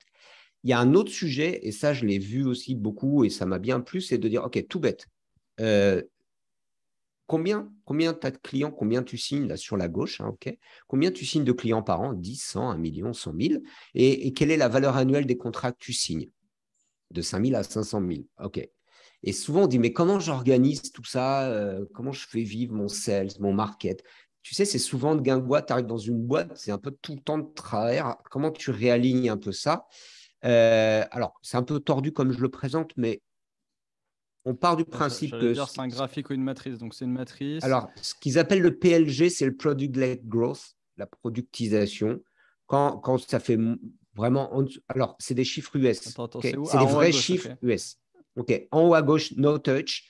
Ce qu'on appelle le PLG, c'est j'ai beaucoup de clients et c'est moins de 5000. D'accord? Donc, il y a ensuite ce qu'on appelle en sales. Hein, on est dans le modèle, la partie sales, go-to-market. Ouais. Low touch, c'est Sales des marketing, les deux. produits ouais, simples à Parce que vendre no touch, entre il n'y a pas de 5 et vente en 15 fait. 000 dollars. C'est du self-service, no No touch. touch et no vente, pas de vente. Self-service. Low touch, c'est tu peux avoir ce qu'ils appellent un inside sales, Mhm. un petit chat, une très faible interaction. Bonjour, écoute, ça vaut moins de 15 000 dollars par an, fais pas chier. va faire tes courses tout seul. Quand tu es entre 15 et 50 000, tu as un SDR qui passe un account executive, 2 stages. Et puis après, quand tu vas de l'autre côté, high touch, là, on a le account manager, il n'a que 8 comptes. OK, on a des comptes listés, on sait à qui on s'adresse. On va dans l'enterprise, généralement. Et à droite, tu fais de l'ABM. Voilà. Si tu descends les stages en fonction du nombre de clients et du revenu annuel, bah, tu vas obtenir cet escalier-là. Et tu dis, bah, OK, si j'ai 10 clients à plus de 500 000 $, ce n'est pas du product-led growth, il n'y a pas du no-touch, je vais mettre beaucoup d'humains. D'accord? Et peu d'automation, j'en mets, mais peu. OK? On voit qu'assez naturellement, d'ailleurs, on sent que plus tu vas vers la gauche, plus tu payes pour le produit, mais tu n'es pas prêt à payer pour le service. Et plus tu vas vers la droite, tu n'es pas prêt à payer pour le produit, mais tu veux du service. Tu payes des experts, tu payes du monde, l'outil, si on dit qu'il faut que tu payes l'outil, tu payes des migrations, tu payes de la personnalisation, tu payes de l'onboarding, tu payes du coaching, de la formation, etc., etc. Par contre, tu te prends un MailChimp à 15 balles ou 20 balles par mois et je te dis, il faut payer le helpdesk, tu vas dire, mais ça ne va pas la tête, t'es ouf, toi, je ne paye jamais pour ça. Donc, on est un peu là. J'ai pensé à HubSpot, là où ils sont un petit peu au milieu sur le gros de leur marché, je pense. J'ai une cliente qui a déjà eu 20 interactions avec des SDR et plus, je pense, et des account managers, des inside sales, je ne sais pas, de chez HubSpot, et qui en est encore en mode, mais c'est beaucoup trop cher. Et ils sont dans cette branche des 15 000. Donc après, il faut aussi probablement ajuster un petit peu l'échelle entre l'Europe et les États-Unis. Il y a des petites différences régionales. Ouais, mais je t'en parlerai sur les US où mais bon, on en est est les la chiffres. tendance Restons sur la logique. Ouais, restons sur la logique. Si on reste sur la partie marketing maintenant, c'est un peu la même histoire. Tu te dis everyone one-to-one, bah, inbound, c'est pour tout ce qui est everyone. Et quand je suis dans du one-to-one, je vais faire un peu d'outbound. Et pareil, tu descends ton truc. Je pourrais détailler ultérieurement ça, mais c'est, tu vois, de one to everyone, one to many, one to few, one to one. Ouais. Et bah, tu vas faire de l'inbound, de la prospection, alors de l'ABS ou de l'ABM, OK, et du targeted marketing, etc., avec des salons. Avec le one-to-everyone, one-to-many, etc., tu peux facilement aussi le mapper sur des formats de lead magnet particuliers. Donc, du one-to-many, one-to-few, ça va être du webinar. One-to-many, ça va être, je sais pas, YouTube. One-to-everyone sera plus YouTube. One-to-one, c'est juste des calls, etc. Et pareil pour le customer success. Si tu prends la même logique et que tu le dégringoles, quand tu es sur du product-led growth, c'est la communauté, c'est du self-service. Tu vas avoir ensuite du helpdesk. Ensuite, tu traites du volume et du segmenté. Et là, tu as un chargé de compte quand tu fais du customer success. Alors, ce que nous dit, oui. Je m'excite, excuse-moi, parce que je fais le lien. Comme je découvre en live, je fais le lien avec Teambox encore. Donc, toi, tu étais sur les deux premiers, Community et Helpdesk. C'était tes deux gros leviers de mémoire, de ce que j'en ai compris et retenu chez Teambox. Oui, par contre, je faisais un truc tout à fait à l'envers. C'est-à-dire que mon mindset était accounts. C'est-à-dire que par contre, je survalorisais. Eh oui, je faisais du one-to-one et là où il ne fallait pas le faire. Et d'ailleurs, ce que nous dit aujourd'hui, et ensuite, prends ton marché, prends ton business et tu t'aperçois que dans certaines boîtes, et là tu prenais l'exemple d'HubSpot, finalement, on nous dit aux États-Unis aujourd'hui, la partie centrale qui est one stage, two stage, et commence à s'atrophier. Et par contre, tout ce qui est ABM, one-to-one, s'hypertrophie et le product-led growth est en train d'exploser. De plus en plus, c'est en train de sortir. Ouais, c'est comme souvent dans les mouvements de segmentation, les extrémités grossissent et le milieu se condense. Ouais. Mais je vais quand même mettre un caveat sur ce que tu viens de dire et sur le fait que je pense que tu as probablement eu la bonne approche sur Teambox parce qu'il y a une question de maturité là et de cycle. Quand tu es en startup, do things that don't scale. Donc, fais du account. Ensuite, tu le systématises en le mettant sur la gauche si tu sais que c'est là que tu fais ton go-to-market. Exactement. Donc, toi, tu étais quand même une startup. Tu étais pré-go-to-market, si je peux dire, ou tu étais début de go-to-market. Et c'est normal que tu l'aies fait en mode très one-to-one. Mais après, tu l'as systématisé. Tu as fait plein de vidéos, tu as fait des forums, des choses comme ça de mémoire. Ouais, mais c'est d'ailleurs. Je pense que tu l'as bien fait. 90% en fait, je pense que les 90% bien fait. Après, c'est ce qu'ils disent. Et c'est là où Ils disent attention, par exemple, parce qu'on a eu le cas de figure, ils disaient ouais, mais alors si j'ai du SMB, de l'enterprise et du PLG et que je veux tout lancer en même temps, Winning by Design aux US dit tu sais quoi, Est-ce que- c'est lance-toi la sur première le fois qu'on fait un milieu, truc où je lance-toi vais sur. t'arrêter pour traduire parce que d'habitude, c'est l'inverse. Donc, ils disent, Ça, si SMB, tu les fais de la PME, PME, Enterprise, les ouais, si grands tu fais de la comptes, PME, les grands PLG, comptes, et après self-service. du self-service de l'indépendant. Et en fait, aux US, ils disent, tu sais quoi, si tu veux bien le faire aujourd'hui, tu commences à faire du self-service, tu fais du produit. Quand tu atteins les 10 millions de dollars, tu fais du SMB. Quand tu atteins 10 millions de dollars, tu fais de Ouais. l'enterprise. Mais attaque pas tout de suite par Mais enterprise. avant les 10 Ils millions, disent, pour avant le le modèle de. Ouais. début product market fit, la phase vraiment Par contre, startup, où tu waouh. cherches un product market fit, là, c'est Ouais. du one-to-one. Après, tu systématises ce qui fonctionne. Une Oui, fois que tu as trouvé ce qui oui, fonctionne, mais essayez pas d'automatiser comme oui. des fous des trucs qui sont pas encore prouvés. Non, Attention. non. Ah, Attention. je te montrerai un truc parce que j'ai pas eu le temps de faire Parce que la je slide. les Allez, vois je te déjà montre un partir tête truc. baissée à dire allez, c'est parti, on va faire que du self-service avec des trucs à peine Non, prouvés. non, non, non. Mollo, Attends. mollo, mollo. Je sais pas. Tu vois mon écran encore? Ouais, ouais, je vois, mais Non. Si. pas en mode présentation.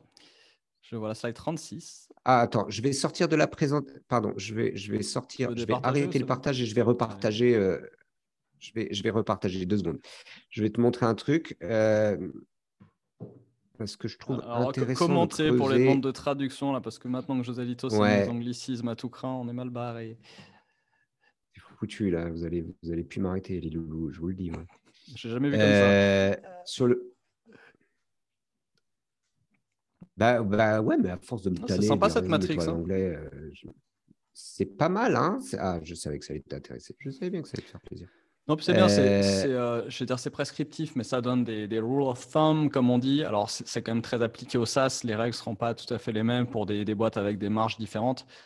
Le SaaS a quand même une structure de coûts et de marge particulière. Donc, je serais curieux de voir si quelqu'un Ah oui, décline oui, un c'est peu des clairement. matrices comme ça pour, mettons, du e-commerce et des activités de service.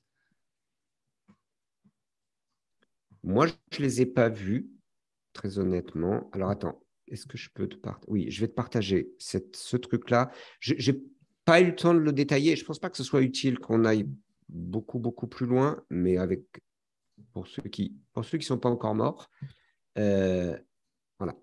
Il en reste 2. Il en reste 2 pour les survivants. Ah, t'as dit que tu ne le montrais pas, celui-là. Mais si, mais tu m'as chauffé là maintenant, donc je Allez. peux pas ne pas Après, le faire. tu nous Alors, feras un zoom arrière aussi pour résumer, nous dire ce que tu nous as montré, ce que tu nous as pas montré, qu'on a un petit peu la vue d'ensemble et peut-être comment ça parle. alors en fait, on le fera par la fin. En fait, la fin de tout ça, quand tu mets toutes les couches empilées, il y a un modèle commercial, il y a une méthode de vente Ouais. qui s'appuie sur cette notion. Une des notions essentielles de Winning by Design qui m'a plu, c'est cette notion d'impact tout au long du parcours client, tout au long du nœud papillon, c'est de l'impact à tous les étages. Pour eux, un des sujets qu'ils voient aujourd'hui, dit en fait, ce qu'il y a, c'est qu'on veut scale trop tôt. Le point noir qu'on voit ici, c'est l'introduction en bourse, c'est l'IPO. Okay, et ils disent, OK, qu'est-ce qui t'arrive? Tu es en mode pre-review, prototype, MVP, d'accord? Donc, tu bricoles sur le marché, tu essaies de trouver un problème, tu es en train de construire un produit, très bien. Quand tu commences à arriver à 1 million de dollars, en fait, d'ARR, hein, 1 million, alors on est aux US, hein, on se calme. Les discussions qu'il y a eu pendant les différentes formations disent ouais, tu divises par 2 en France. Quand tu es à 1 million de dollars, quand tu arrives le point A, toute cette partie avant, ce qu'ils appellent le product market fit, c'est vraiment, tu vas apprendre le prix de ton produit. Tu vas tester des options de prix, tu vas tester prix, valeur, tu fais que ça. Packaging, d'accord et puis le produit lui-même, que doit être le produit, Ouais, le produit. qui achète le produit, pourquoi faire, etc. Voilà. Les coûts d'acquisition sont énormes, mais c'est pas grave, c'est pas ça que tu cherches. Tu testes ton prix, tu discutes avec ton marché. Do things that don't scale, bien entendu. Ouais. Alors, Discute, job tout to ça be demande done. d'être financé, hein. Ah, il faut de la Si thune. tu es bootstrappé, c'est différent. Mais bon, d'accord. Après, tu arrives au moment où, généralement, dis là, la connerie que tu fais systématiquement, tu dis, bah maintenant, pour aller de 1 à 10, on va lever de la thune, beaucoup de thune. Et en fait, ils disent, avec l'argent que tu lèves, tes oscillations sont beaucoup plus grosses. En fait, tu te fous le mal de mer tout seul parce que tu fais des conneries avec plus de thunes. Donc, tu fais des plus grosses conneries, mais ça ne change rien. Tu te fais plus mal, en fait. Et il dit, c'est là où, alors ça, il l'explique, on aura l'occasion de rentrer dans le détail, il dit, mais c'est là où généralement, tu embauches des gens, tu prends des rockstars avec ta thune et tu les vires, et tu en embauches d'autres et tu les vires. Tu n'as pas compris. Go to market fit, apprends à vendre ton produit. Apprends à le vendre, prends le temps, c'est normal que ça oscille. Et seulement une fois que tu es là, quand tu connais bien le prix, quand tu sais bien vendre, si tu veux scale, c'est là où tu vas sur la partie rose. C'est là où tu travailles sur customer success, etc., la fidélisation, toutes ces parties-là. Il dit en fait, ce qui est, et je leur disais, il me dit, mais oui, tu as raison. Je dis, ce qui est bizarre, c'est qu'en France, on te donne de l'argent pour scale, alors qu'aux États-Unis, on te donne de l'argent pour voir si c'est scalable. On te dit, attends, on ne sait pas si ça scale. D'abord, on va te filer quelques millions de dollars pour voir si ça scale. Voilà. Par contre, oui, c'est ce une qu'on fois appelle qu'on est sûr que ça scale, une série A, c'est pour voir si… compound effect. Ouais. Une fois que tu as une formule, voilà. tu la nourris, tu l'investis. Mais il faut mettre au point la formule. Là, par et contre, la formule, c'est la formule tu as produit un qui modèle. est MVP et Product Market Fit.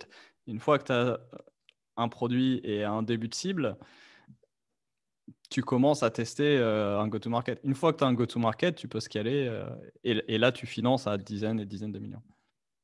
Ce qui n'est pas une garantie Et là, de il succès, dit, mais tu scales tu ce qui augmentes ta marche. probabilité. C'est pas une garantie. Non, non, non. Non, je donnerai la prochaine fois les ratios. C'est assez hallucinant. Et il dit, voilà, et c'est pour ça, si tu le fais bien, tu le fais au bon moment, ben là, ouais, tu vas de 1 à 100 millions et ça se fait en fait. Hein. C'est mathématique, c'est faisable dans l'absolu. Après, il y a l'humain. Est-ce que tu as les reins solides? Est-ce que tu as machin? Est-ce que tu as bidule? Est-ce que tu as tout un tas de choses? Bien entendu, mais c'est pas l'espèce de truc où des fois on dit waouh, c'est de la magie. Ah, mais Swile, c'est parce que c'est lui. Ah, mais Blablacar, c'est parce que c'est lui. Machin, c'est parce que c'est lui. Payfit, c'est parce que c'est lui. Oui, en partie.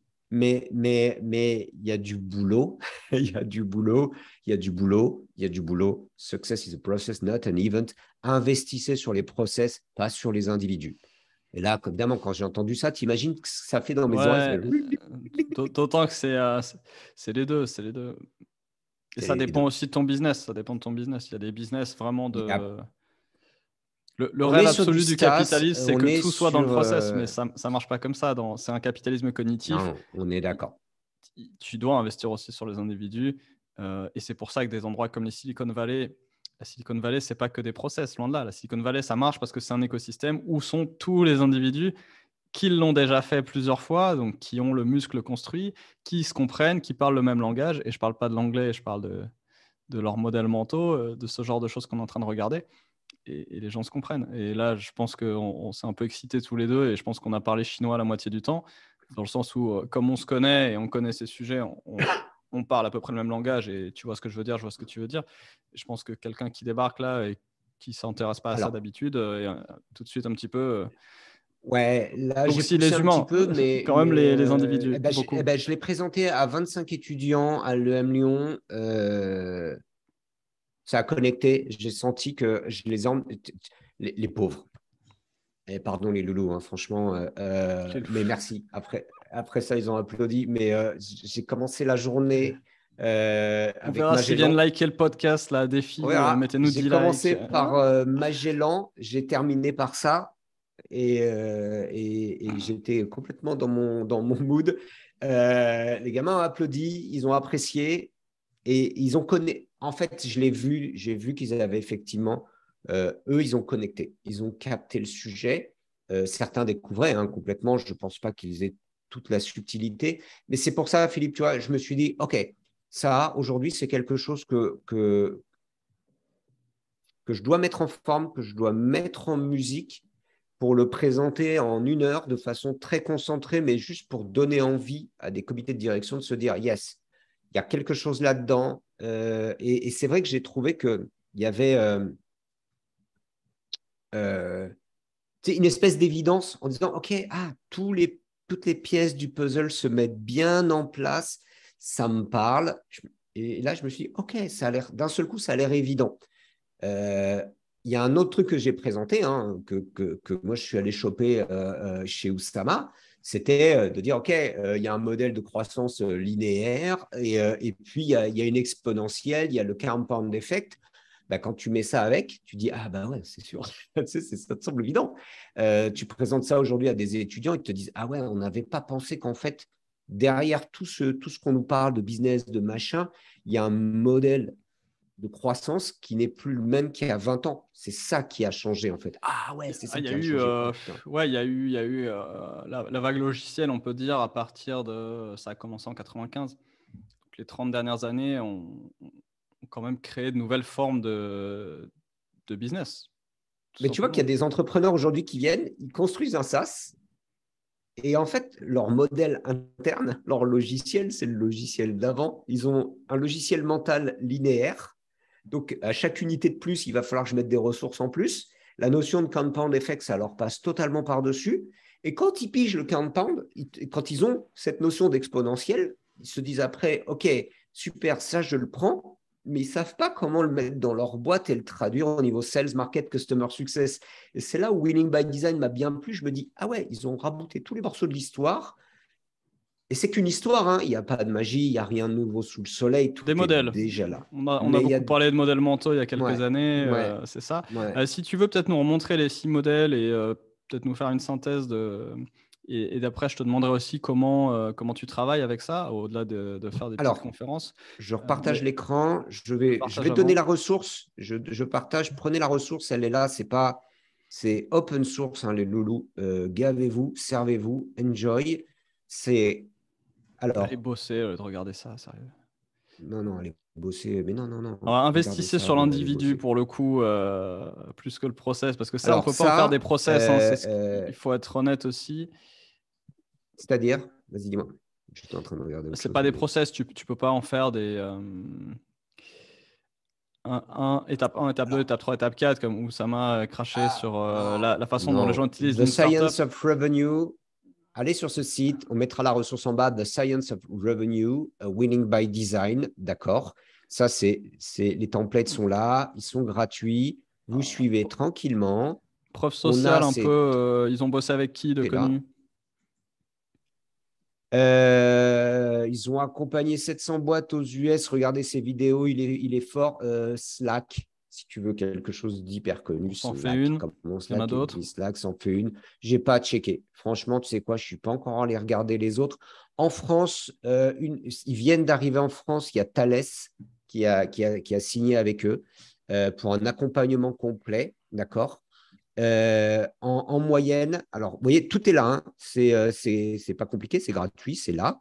Tu peux regarder les vidéos. Une fois que tu as regardé les vidéos en YouTube, tu peux aller télécharger tous les trucs. Mhm. Tu peux les download. Donc, c'est open source. Alors, on va vous mettre le lien, Enfin, comme d'hab.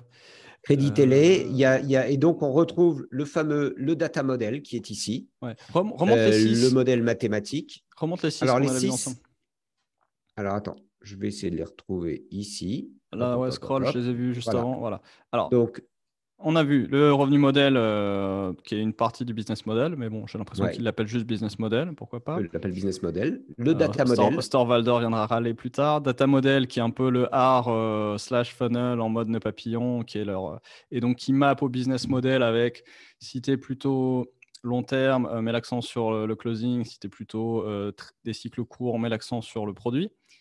Ok, on a OK. vu le growth model Alors, vite on n'a pas fait vu le qui était. mathematical model, mais c'est la mise en musique du data model. OK. D'accord.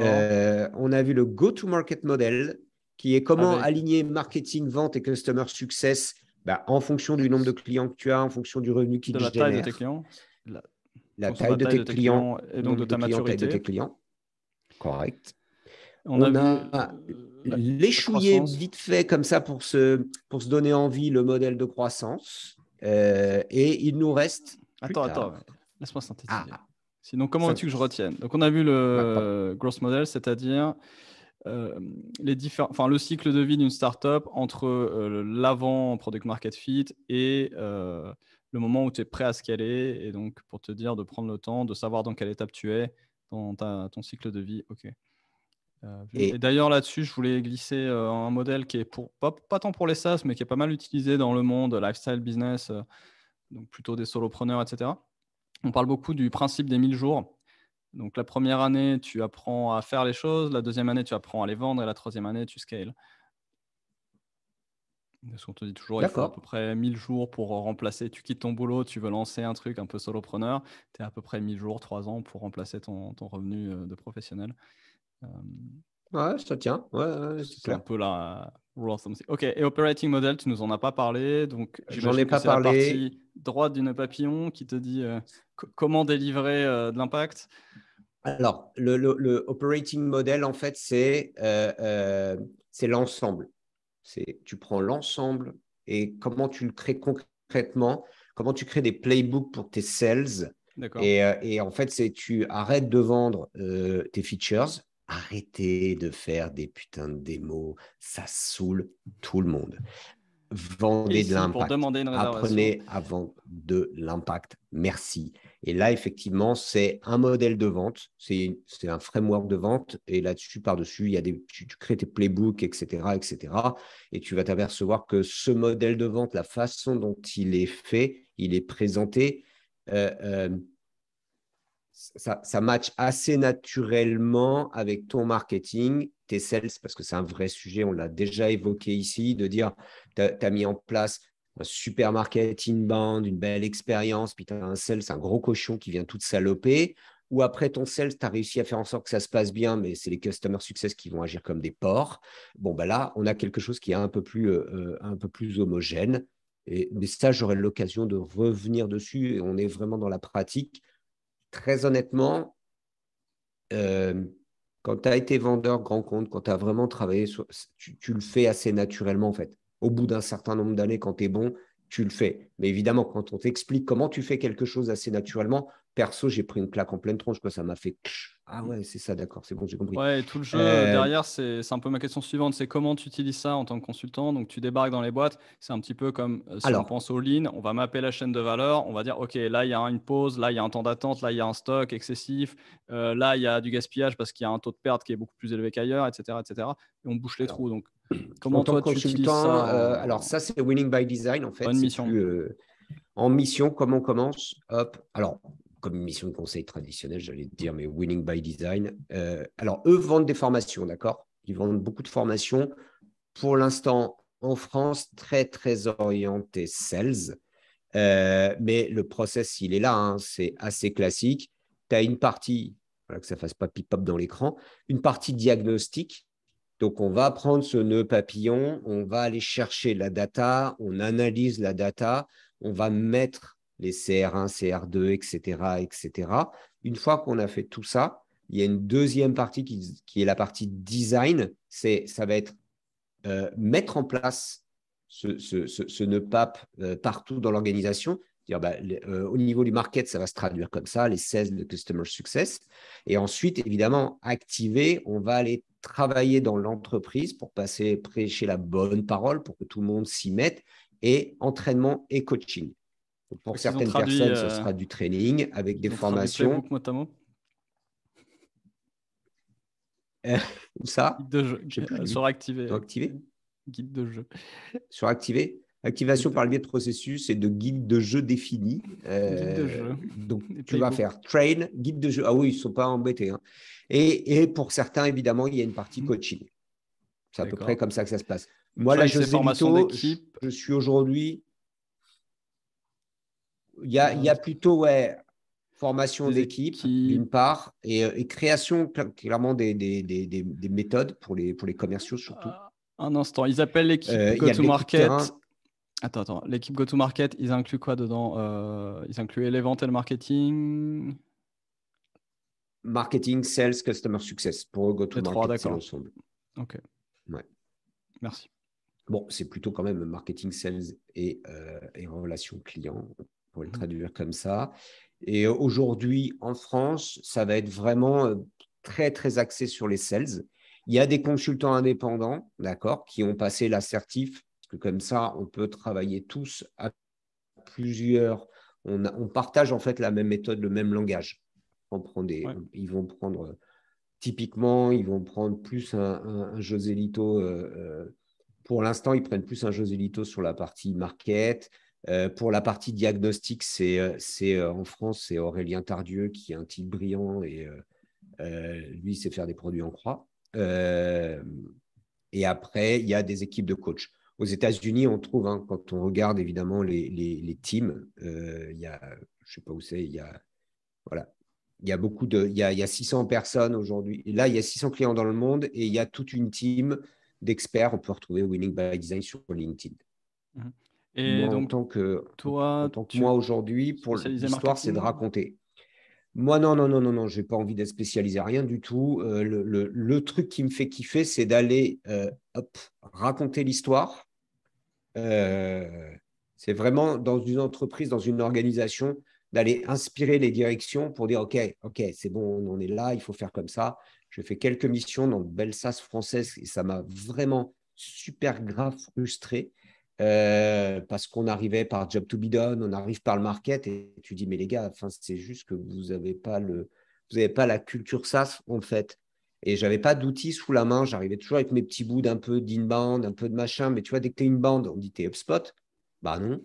Dès que tu es account-based marketing, on dit ah, mais tu es Marketo. Bah non. Je dis, je suis pas ça en fait. Donc, pour l'instant, j'ai trouvé ça et je me suis dit, ah ouais, bah ça, je suis assez agnostique là-dessus. Je parle pas des outils. C'est une méthode. Et une fois que tu l'as en main, tu l'as en tête en tout cas, après pour se dire comment je déploie, ben, diagnostic, évalue ta maturité et puis tu vas jusqu'à ton SEO, ton machin, ton bidule et tes outils, quoi. On est vraiment sur du SaaS. Je pense qu'on pourrait l'appliquer à d'autres trucs, pas du e-commerce, bien entendu. Il y a déjà des méthodes en fait. Aujourd'hui, ça ne sert à rien. Il y a Pas... une part de ça qui est universelle avec le côté avant-après-vente. Quand on Ouais, fait des parcours clients, ouais. on les fait comme ça. Alors, la question que je me pose, c'est toi, tu proposes quelque chose aujourd'hui dans ce cadre-là? Maintenant que tu es certifié, tu as une offre, tu te fais embaucher en consultant sur des missions de quel genre? Alors, pour l'instant, c'est tout frais, d'accord. Donc, moi, pour l'instant, je n'ai pas d'offre construite autour de ça. Juste la partie 1 heure, ce qu'on s'est dit là, un peu plus ramassé, un peu plus structuré, sous forme d'une conférence, juste pour donner l'impulsion. Oui, ça, c'est quelque chose que je propose Pour l'instant, tu aujourd'hui. Et restes c'est focus job to be done et après, tu vas voir avec eux comment tu Ouais, voilà. Donc, avances. j'ai déjà j'ai eu des demandes parce que bon, ça, je l'ai présenté aux étudiants de l'EM Lyon. J'en ai parlé à certains enseignants sur place qui m'ont dit, ouais, ça serait bien que tu viennes chez certains de mes clients PME pour injecter une petite dose de ça. Tu passes 1 heure, il y a des questions-réponses. Et donc, voilà, ça, c'est 5 000 euros. Si ça intéresse quelqu'un, bonjour, c'est ici que ça se passe. Ça coûte 5K et vous avez 2 fois 60 minutes de jeux Zélito. Il y a une autre offre qui est en train de se mettre en place, mais je n'ai pas un pricing évident qui est aujourd'hui en moyenne un diagnostic par Winning by Design, c'est 50K. Où là, ok, moi je fais mon pitch, machin, mais si on veut un diagnostic, c'est 50K. Un accompagnement complet sur une année, où on balance tout le funnel, on fait le diagnostic, on coach, on traîne, etc., c'est 200K. Et ça se fait avec différents indépendants qui se rejoignent ou ils ont leurs propres équipes? Alors, c'est aujourd'hui Winning by Design en France, sont certifiés, je ne sais pas, il doit y avoir une dizaine de consultants. Donc, on tape dans ce vivier. Alors, ça dépend. Si c'est une boîte française, on tape dans ces 10 consultants-là. Ouais, Si c'est à mettons en France. l'international, il y a des Mettons en France. consultants à l'international. Laurent Serbarek, qui est très orienté sales, se trouve au Québec. Mhm. Mais en France, aujourd'hui, il y a une dizaine de consultants qui sont certifiés, parce que derrière, on est toute une équipe où on échange les bonnes pratiques, où chacun dit, bah, moi, j'ai déjà fait ça, j'ai fait ce morceau. Il faut être très clair. Hein. Aujourd'hui, on se dit, il y a Thales en France, mais il n'y a pas d'entreprise française. C'est la franchise. Moi, j'appelle ça une franchise, mais je ne sais pas comment le dire. Tu vois, c'est arrive en Un France, réseau en de valeur. Espagne. Voilà, il y a un réseau de valeurs qui arrive en Europe. Donc, Maxence Pindavoine est country manager, ou je ne sais pas comment on dit, il est au niveau européen. Aurélien Tardieu est country manager en France. Il y a une personne aussi en Espagne. Donc, c'est tout neuf. C'est en train de se déployer, c'est en train de se mettre en Et place. donc toi, Il là, y tu es a, il y a certifié, un tu vas continuer à webinaire. interagir avec le réseau et petit à petit, Oui, tu vas te greffer sur des projets oui, que eux prennent exactement. en France à mesure qu'ils se déploient en France. en parallèle de ce que tu fais déjà aujourd'hui, donc des ateliers Job to be done et diverses missions de consulting, marketing, vente. Ouais, parce qu'on n'en a pas parlé. Alors, pour moi aussi, évidemment, si j'étais ouvert à la discussion et à ce modèle-là, c'est qu'il y a tout le travail qu'on a fait autour des Customer Journey, de Jobs to be done. Et c'était assez naturel de dire, quand j'ai échangé avec eux, je leur dis, ah bah ouais, bah moi je bosse sur Job to be done. Bah ouais, ah ouais, tiens, bah oui, ah bah ouais, ah bah ouais. Et là, quand tu commences à faire 2 heures de conversation avec des ah ben ouais, ah ben ouais, ah ben ouais, bah, tu dis ah ben ouais, quoi. Maxence Panavoine, qui a pris le marché européen, travaille depuis longtemps sur le count-based marketing avec Isabelle Defay de chez Winbound. On est quelques-uns, en fait, ce qui est assez marrant, Small World, on est quelques-uns à se retrouver avec 10-15 ans de recul à se dire ah, mais en fait, ah ouais, toi, tu étais chez SFR en train de bosser sur le count-based marketing. Ah ouais, bah moi, j'étais là-bas en train de bosser avec Sylvain d'Avril là-dessus. Ah, ben toi, tu étais quoi? Bah, moi, j'étais chez Poppy Gico. On était Ah ouais, vous faites ça? Ah, c'est marrant. Non, sans blague, vous avez fait ça.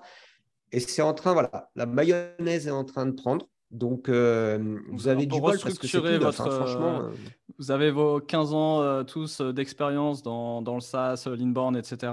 et la vente. Et quelque part, il y a ce nouvel acteur qui arrive et qui apporte peut-être des modèles qu'ils ont pris le temps de réorganiser et qui vous permettent de tous peut-être vous aligner avec un langage commun.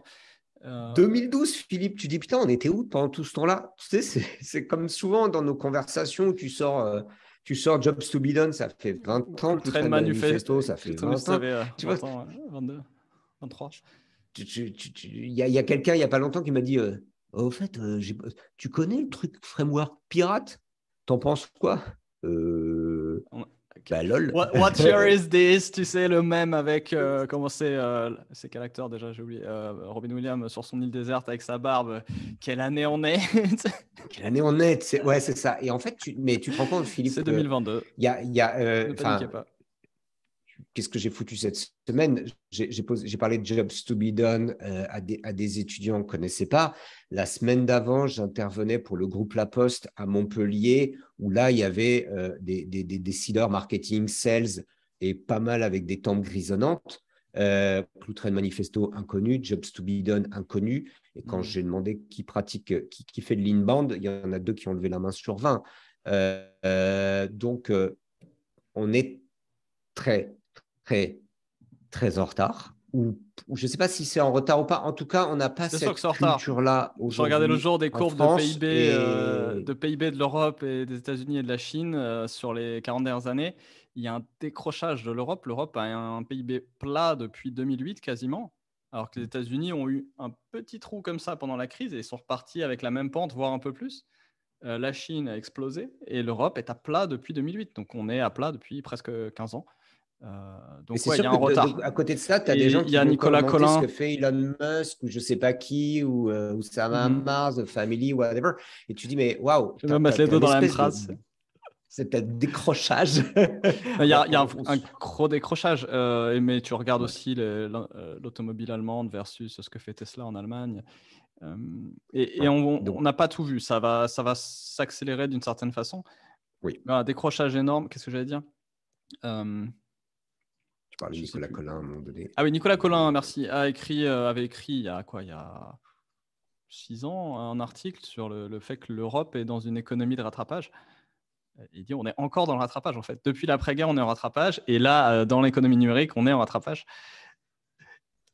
il y a Donc, Nicole qui est juste à côté qui me dit ouais. arrête tes conneries là, faut qu'on sorte, on a des trucs à faire. Ouais. Pour ceux qui ne connaissent pas, Nicole, Moi, j'ai du c'est travail ma à faire. belle-maman, elle est juste à côté, tu as du travail à faire. Ce que je te propose, Philippe, c'est qu'on se prenne un temps d'eux pour continuer à gratouiller, grosse modèle et tout. Est-ce que ça t'a plu? Est-ce que Bah, ça valait la peine? Est-ce que ça m'a l'air le assez teasing que intéressant. je En tout t'ai cas, fait? c'est la première fois que je le découvre. Je le découvre en live avec vous. J'espère que c'est pas trop bordélique. On voit que c'est. Ouais, je pensais en fait que tu avais déjà une offre, etc. Donc, c'est un peu plus tranquille que ça. Tu nous en diras peut-être plus une autre fois sur le contenu de ta certif, s'il y a des spécificités et autres. En tout cas, l'aperçu m'a intéressé. J'aime bien quelques aspects, notamment la structure du go-to-market, ça simplifie. Ce qui serait intéressant, c'est de voir les étapes suivantes. Donc, ce que toi, tu as dû faire, j'imagine, dans l'assertif avec peut-être des templates plus actionnables, vraiment des outils de travail, quoi. Oui, il y a on aura l'occasion d'aller gratouiller en profondeur, hein. Mais bon, J'aimerais bien qu'on reste c'était un peu sur sur la 3 mois, big c'est ça? picture. C'est vrai que tu y as passé 3 mois, Non, tu m'as fait le résumé là en moi, une j'y heure. ai passé l'été, j'ai fait toutes les vidéos et l'assertif, en fait, c'est sur un mois et demi. C'est 6 sessions de 2 heures et demie. C'est particulièrement intense. Et puis après, il y a beaucoup de trucs à faire pour soi. Donc, c'est Tu assez avais lourd. des... Là, on T'as fait des scratch la sessions en surface. présentiel avec eux, c'est ça? Oui, absolument. Ouais, Présentiel. on a tout J'aurais fait. juré de ne jamais prononcer ce On a mot. tout fait. Ouais. Bon, allez. IRL. Euh, Bon, bon, va merci, faire à les courses bientôt. avec Nicole. Moi, j'ai du boulot. Si vous avez suivi jusqu'au bout, likez. Si vous êtes à l'EM Lyon, mettez un commentaire. Et si vous avez des questions un peu précises pour guider peut-être la Welcome. prochaine présentation, commentez aussi. Si vous avez découvert en même temps que moi, je ne sais plus ce que j'allais dire. Il est temps de Winning by s'arrêter. design. Ciao, bye bye. À bientôt. Salut José Lito, à la prochaine. Salut, Philippe. À la prochaine.